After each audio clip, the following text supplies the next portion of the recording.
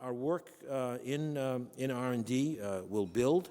on the excellent cooperation already going on under the Byrd auspices, and of course that was established, as people here know, in 1977, but in 2007 expanded also to Byrd Energy,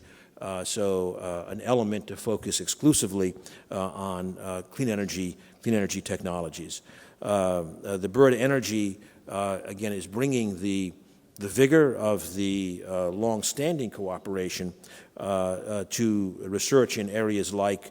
solar PV design, manufacturing, biofuels,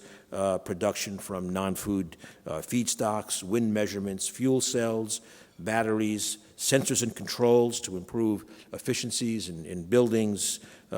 industry, et cetera. So really quite a few opportunities, and the Byrd selections committee met today, and in fact, my understanding, it was a very successful meeting, and in November we'll have the opportunity to announce the new partnerships, the Byrd